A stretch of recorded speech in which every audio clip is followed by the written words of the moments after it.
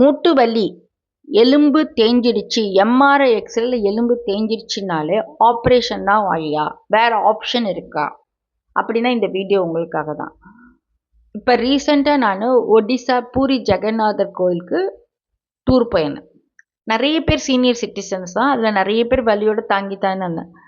Return வர்றப்ப ஸ்டேஷனில் இருக்கிறப்ப 11 o'clock நைட்டு என் கூட வந்தவங்க ஒருத்தவங்க, நான் ஃபிசியோதெரபிஸ்ட் தெரிஞ்சுட்டு வந்து ரொம்ப தயக்கத்தோட, இது மாதிரி எனக்கு முட்டி 62 வயசாச்சு, 4 வருஷம் முன்னாடி கால் ஸ்லிப்பாச்சு, கொஞ்சம் சவுண்டு வந்தது, வலி வந்தது, வீக்கம் வந்தது, எலும்பு டாக்டர்கிட்ட போய் ஒரு எக்ஸ்ரேலாம் எடுத்துகிட்டு மாத்திரை கொடுத்தாரு. 1 வாரம் ஐஎஃப்டி எடுத்தேன், பரவாயில்லாமல் இருந்தது.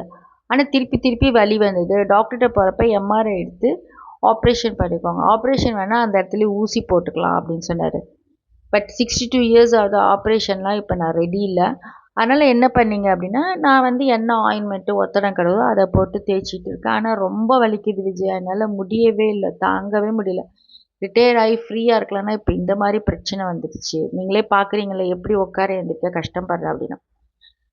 11 o'clock வெயிட்டிங் ஹாலில் அவங்கள செக் பண்ணுங்கன்னு சொன்னாங்க அவங்க. சரின்னு சொல்லிட்டு செக் பண்ணுறப்ப பார்த்தீங்கன்னா காலை மடக்குனா கடக்க மடக்குன்னு சவுண்டு, முன்பக்கம் பின்பக்கம் நல்ல tenderness, medial and lateral ligament நல்ல டேமேஜ். ஆனால் முள்பக்கம் சதையில் முட்டியை சுற்றி பாப்ளிட்டியில் சோசா பின்னாடி கெண்டத்தல்ஸ் எல்லாம் சதைகள்லாம் இறுங்கி போய் அப்படியே கல் மாதிரி இருந்தது. அவங்கள்ட்ட காட்டினீங்க பாருங்கள், அமுங்கவே மாட்டேங்குது பிபி. ஆமாங்க, எனக்கே தெரியல இவ்வளோ ஹார்டாக இருக்காங்க.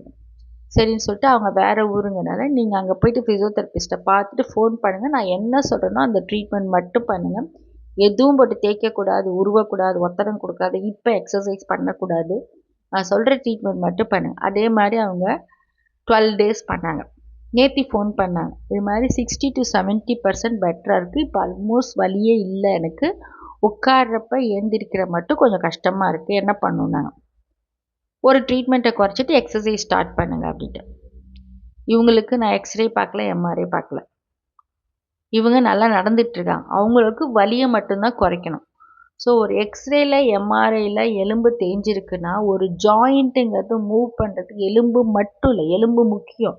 ஆனால் எலும்பை சுற்றி இருக்கிற ஜவ்வு, தசைனா ரத்த குழா, நரம்புகள், இப்போ ஸ்கின்னுக்கும் போனுக்கும் நடுப்புற இருக்கிற ஆல் சாஃப்ட் டிஷ்யூஸும் நல்லா ஹெல்த்தியாக இருந்தால் தான் ஒருத்தரால் ஒரு ஜாயிண்ட்டை மூவ் பண்ண முடியும், வெயிட் பேர் பண்ண முடியும். ஸோ இதனால் இப்போ இவங்களுக்கு என்ன கொடுத்துருக்கோம் அப்படின்னா, அந்த எல்லா சுற்றி இருக்கிற சாஃப்ட் டிஷ்யூஸை ரிப்பேர் பண்ணிகிட்ருக்கேன். அவுட் ஆஃப் 21 to 30 days சொன்னேன். இப்போ 12 daysல 60 to 70% இப்போ எக்ஸசைஸ் பண்ண ஆரம்பிச்சிட்டாங்க. ஸோ இது மாதிரி உங்களுக்கோ உங்களுக்கு தெரிஞ்சவங்களுக்கோ இருந்தால் இந்த வீடியோவை ஷேர் பண்ணுங்கள். இன்றைக்கி ஆன்லைன் ஆஃப்லைன் 2 கன்சல்டேஷன் இருக்குது, ஆன்லைன்லேயே தெரப்பியும் இருக்குது. எக்ஸசைஸ் மூலமாகவே உங்களோட மசில் பவர் என்ன டேமேஜ் இருக்கோ அதுக்கு தகுந்த மாதிரி slow and study exercise, specific exercise பண்ணுறப்ப கிராஜுவலாக வலி குற முடியும். லோக்கலில் இருந்தால் ட்ரீட்மெண்ட் எடுத்து சரி பண்ண முடியும். ஸோ எல்லாத்துக்குமே ரிசல்ட் இருக்கும். நான் doctor Vijaya, consultant physiotherapist, food and nutritionist from Kilpauk, Chennai 10, 37 years experience.